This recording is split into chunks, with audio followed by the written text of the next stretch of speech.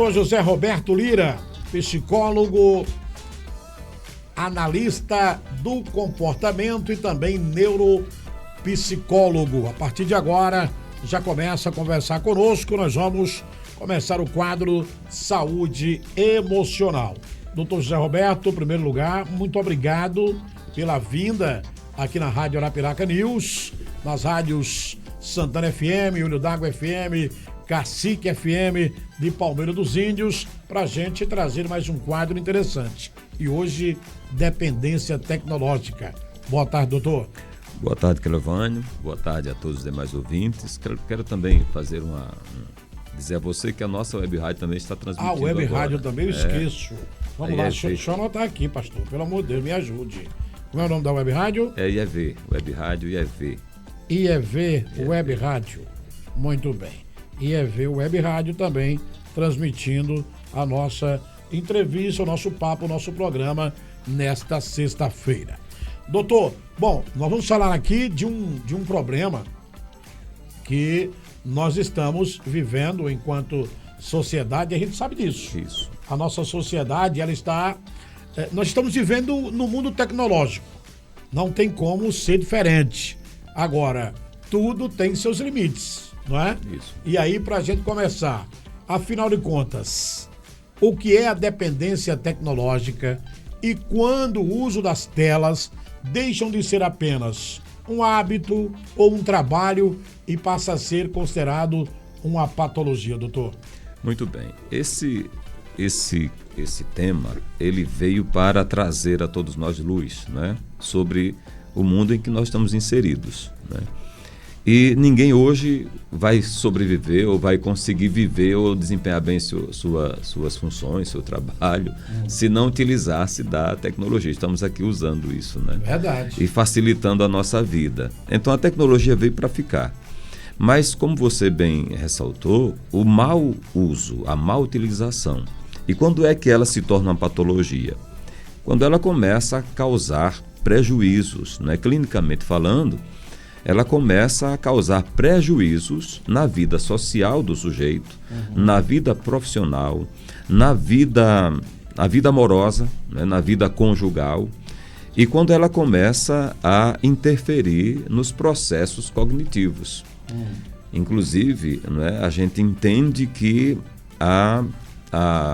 o mau uso, ou uso recreativo, na realidade, da tecnologia, se você não consegue ter controle e domínio próprio, a tecnologia atua na sua vida como qualquer substância química, né? Como isso passa droga. a ser prejudicial.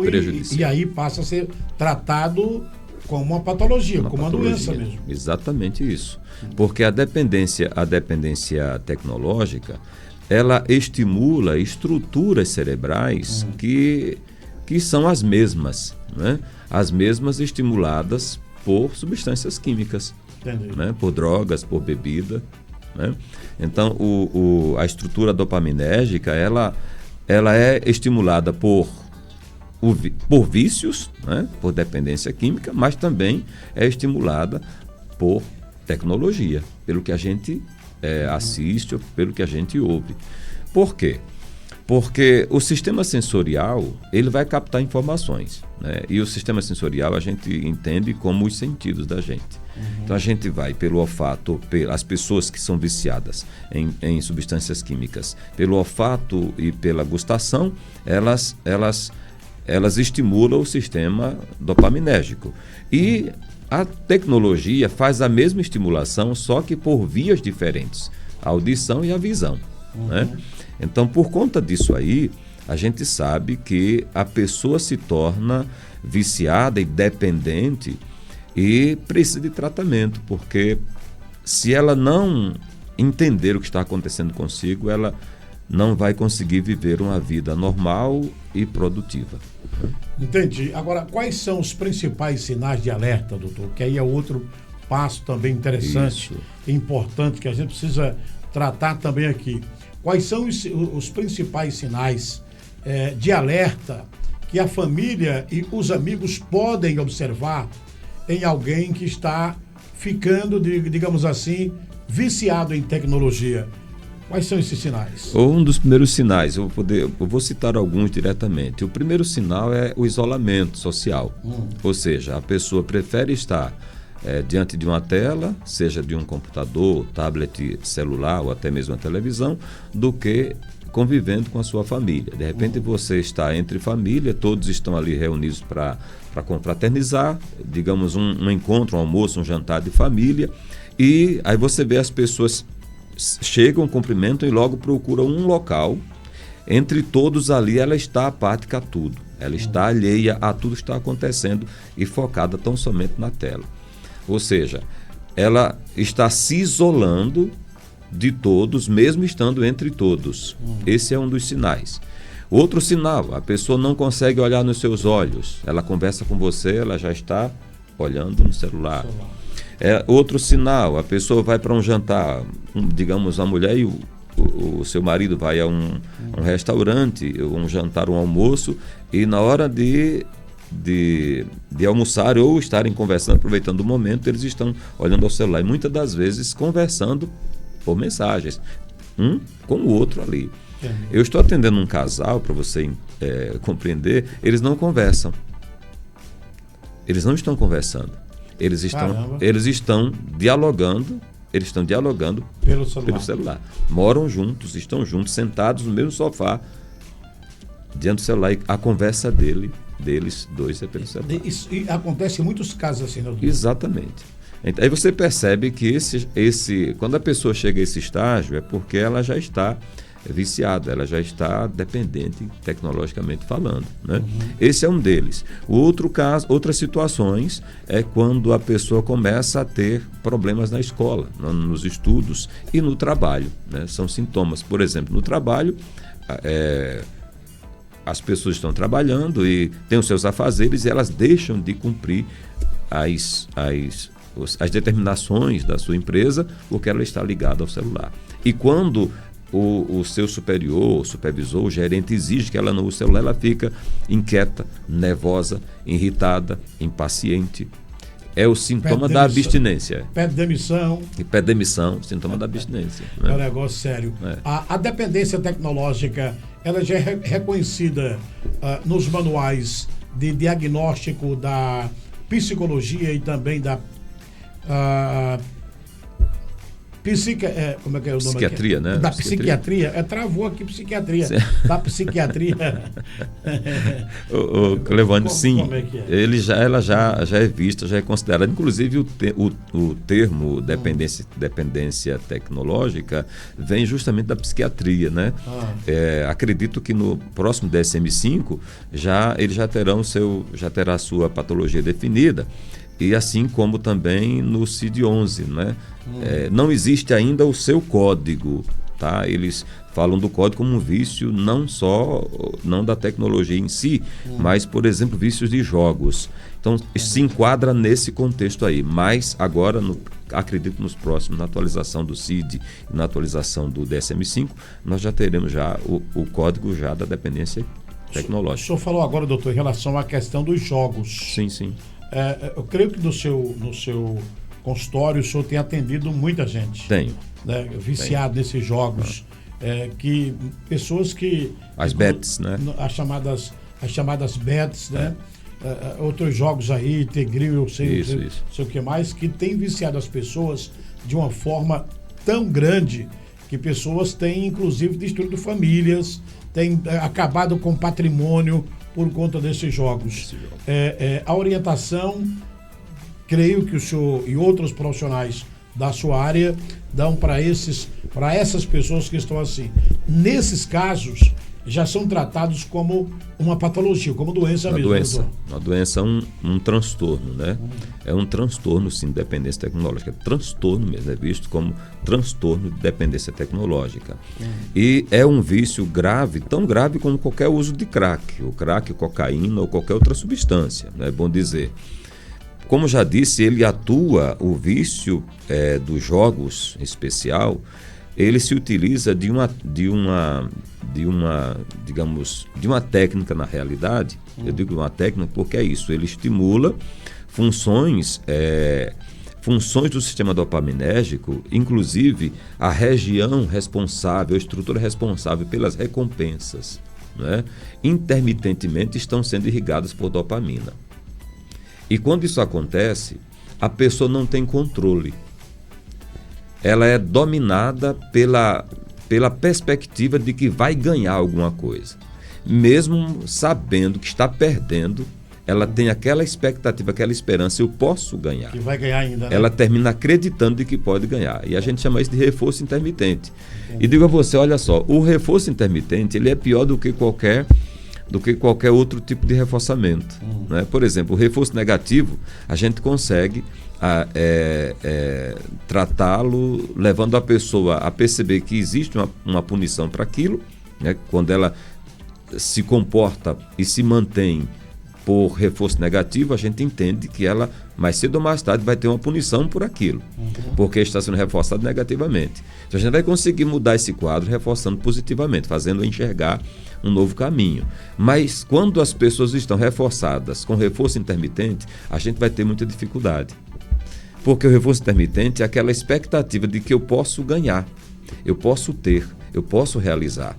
Eu estou perdendo, mas eu posso realizar. Então ela cria aquela expectativa de que vai ganhar ou vai tirar o prejuízo que ela teve, né, com jogos anteriores, apostas anteriores. Assim, ela insiste no vício, insiste naquela certeza de que pode ganhar. E pode ser daquela situação e sair, recuperar o prejuízo, né? Quando na verdade não recupera. Não recupera, só se afunda. E a minha próxima pergunta é justamente sobre isso. O que acontece com o cérebro de uma pessoa, doutor, quando essa pessoa passa horas seguidas nas redes sociais ou em jogos eletrônicos? A hiperestimulação por palavras, por cores vivas, né, cores ativas, e a mudança rápida digamos assim, dos cortes, né, no celular, na internet, os pequenos vídeos, eles fazem o mesmo processo das drogas. Reforço intermitente. Então, começa a liberação de dopamina no sistema de recompensa do sujeito. Ele não quer sair daquilo ali, porque ele está sendo recompensado. Quando ele fica muito tempo nas telas e ele é bombardeado por todas as hiperestimulações, ele começa a ter uma liberação enorme de dopamina e a cada mudança ele tem expectativa de uma dose maior. Isso não é uma questão consciente. O cérebro processa assim, mas a pessoa não consegue raciocinar dessa forma. Apenas sente a alegria e o prazer de estar ali dentro da tela. A pessoa, que coisa, né, gente? Exatamente. Olha, doutor, tá vendo uma pergunta aqui da nossa internauta? Sim. É a Renata Queiroz. Renata Queiroz. Ela pergunta aqui o seguinte: quais estratégias ajudam a reduzir o tempo de tela?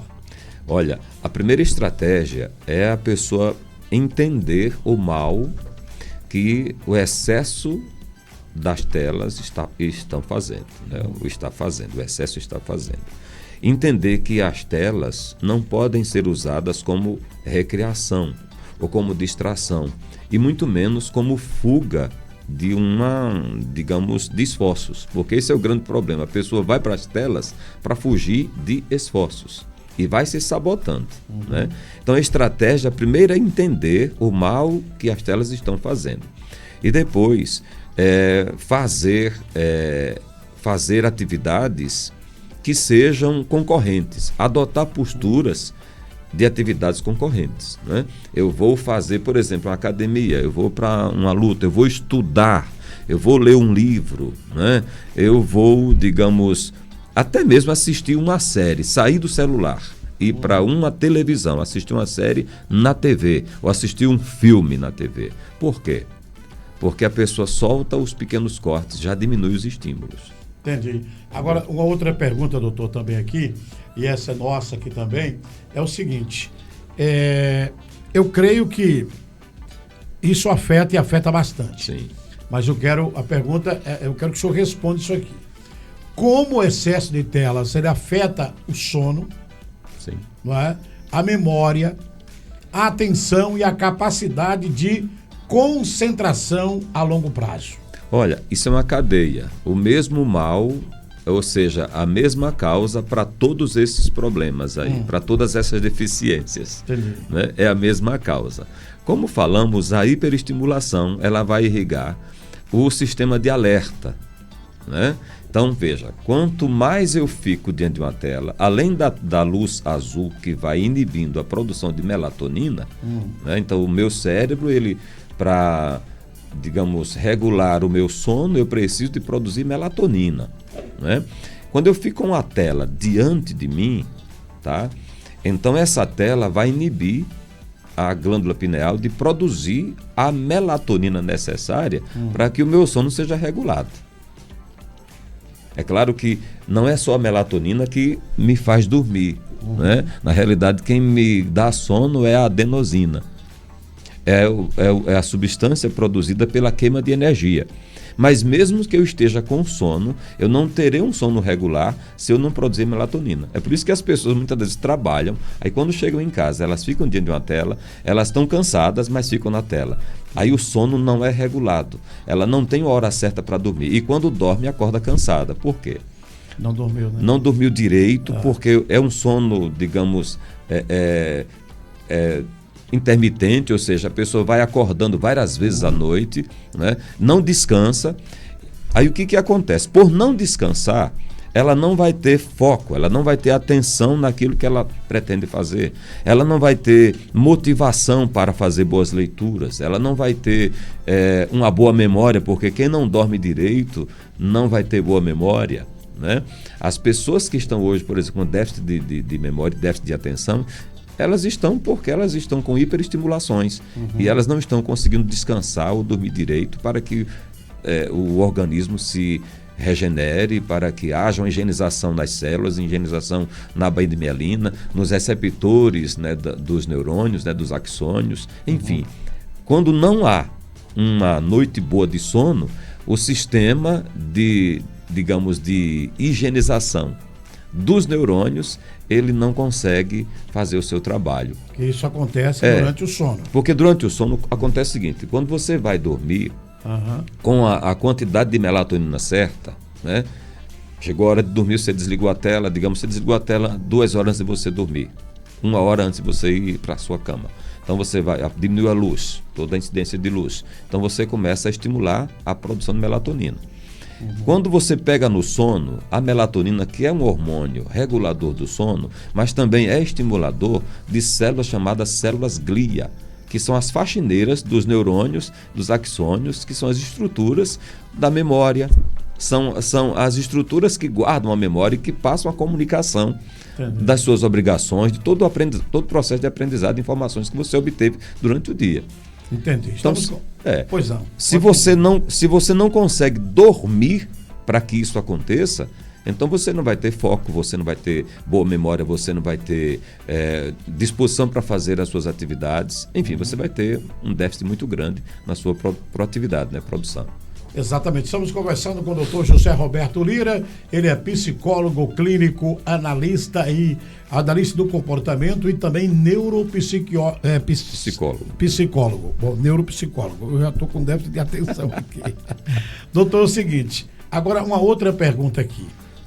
Tem muita criança que só se acalma quando está na tela. Sim. É no celular, é num tablet e só quer de última geração.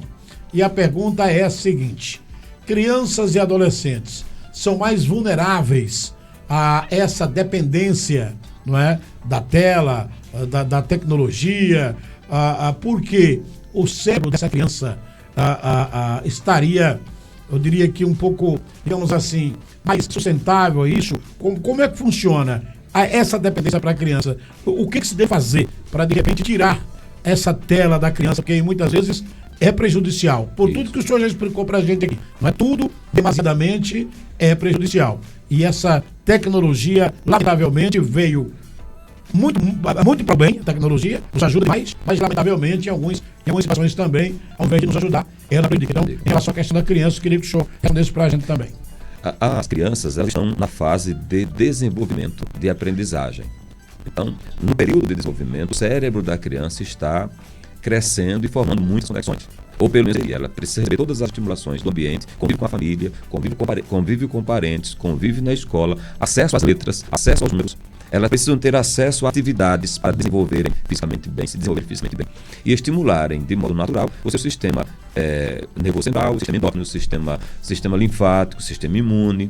Tudo isso, né? Quando as pessoas colocam a tela, quando os pais, na verdade, os cuidadores, os pais colocam uma tela para uma criança se entreter, antigamente se colocava uma chupeta para se calar. Agora não quer mais não. Não quer mais chupeta. Agora o que é? As crianças já nascem sem querer chupeta. Exatamente. É o celular. É o celular. Mas isso quem meu Deus. faz? Infelizmente os pais. As crianças estão chorando, então vamos apresentar um celular. Antigamente apresentava um brinquedo, alguma coisa. Era a chupeta, o brinquedo.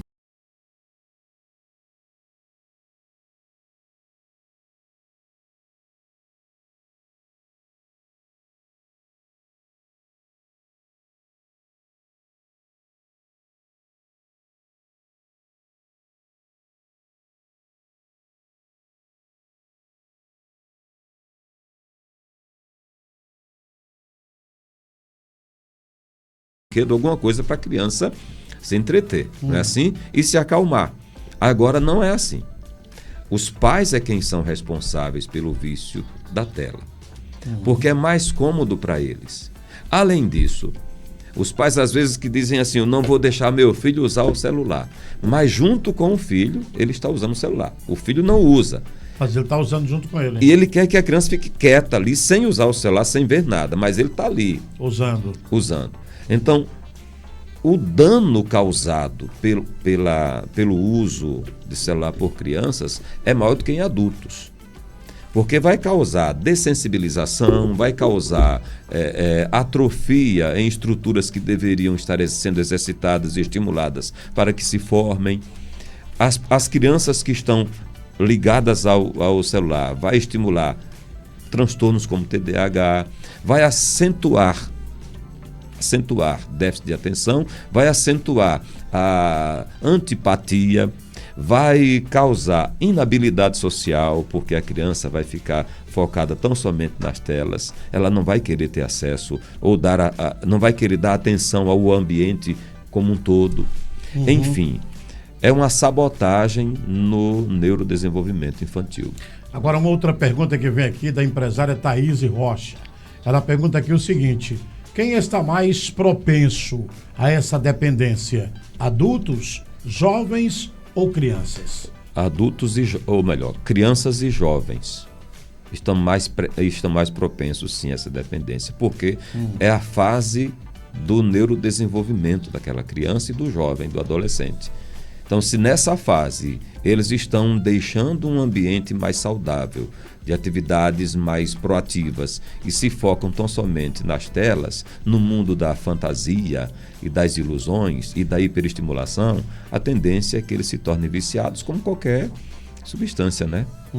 Verdade. Doutor, nós chegamos aqui ao final do programa, mas eu não quero encerrar aqui. Tem muitas perguntas aqui que a gente levaria 1 hora, 1 hora e meia, 2 horas para a gente poder falar desse assunto aqui, que é muito interessante. Agora, para a gente fechar aqui, qual o limite de tempo de tela diária que é recomendado pelas autoridades de saúde para cada faixa etária?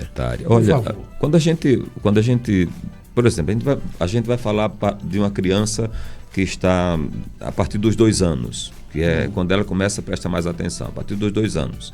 Então ela não pode ficar. A criança não deve, com 2 anos, ficar numa tela, né? Se ela até 7 anos, 1 hora, né? Se ela ficar, ou seja, a partir dos 10 anos, não pode passar de 1 hora. De 7 aos 10 anos, ou 14 anos, não pode passar de 1 hora, né? E assim por diante. E nós adultos não devemos passar mais de 3 horas ao celular, né, de modo recreativo, de maneira nenhuma. Nem que seja trabalhando, tem que ter um descanso. Exatamente. Porque, por exemplo, a gente trabalha com tela aqui. Eu trabalho com 3 computadores, um celular. Eu acordo cedo já no celular, buscando informação. Enfim, a minha vida aqui é uma loucura no celular e nas telas durante praticamente toda a manhã. Depois das 2 eu dou uma relaxada mas à noite eu volto de novo a trabalhar com o celular, com telas, pela questão da profissão. Mesmo sendo por conta da profissão, eu reconheço que preciso dar uma relaxada. Pois é, até 2 anos, 0 horas. De 2 a 7 anos, no máximo 1 hora. De 7 aos 10 anos, continua com 1 hora. A pessoa quer aumentar, né? Porque aumentou mais até os 14, 1 hora e meia. Como eu. Não pode, a gente não pode passar de 3 horas. Não pode passar. A gente passa, mas não pode passar. Não pode, isso prejudica, com o passar do tempo, vai prejudicando. Prejudica tudo. Doutor, quero agradecer aqui mais uma vez a sua vinda aqui no programa, dizer que foi uma aula aqui, nós tivemos uma consulta grátis. À vontade. Não é? Essa é que é a grande realidade. Creio que muita gente se identifica com tudo aquilo que o senhor colocou aqui pra gente. Nós agradecemos aqui a sua vinda e, obviamente, na próxima sexta-feira nós estaremos aqui de volta com o quadro de novo, Saúde, não é? Esse quadro é muito bom, é um quadro muito interessante. Cada semana a gente vai trazer um tema diferente. O Saúde Emocional hoje nós trouxemos dependência tecnológica. Semana que vem o doutor, claro, vai trazer um outro tema para que a gente possa discutir aqui. Você que acompanhou o programa inteiro, excelente. Não acompanhou a entrevista completa com o doutor José Roberto Lira, não tem problema. Daqui a pouco, daqui 2 minutos, encerrou o programa, a gente vai estar com um corte da entrevista completa lá no nosso canal no YouTube da Rádio Arapiraca News. Doutor, mais uma vez, muito obrigado pela vinda aqui e até a próxima semana. Foi um prazer ter aqui. Eu quero deixar um abraço para o nosso amigo Nivaldo Guimarães, né? Deus o abençoe. Está em recuperação. Né? E dizer para as pessoas que para cuidar disso é preciso aprender estratégias de estimulações concorrentes, né? Para lidar com o problema de dependência tecnológica. Muito bem, minha gente, conversamos com o doutor José Roberto Lira, aqui no programa Microfone Aberto, no quadro Saúde Emocional.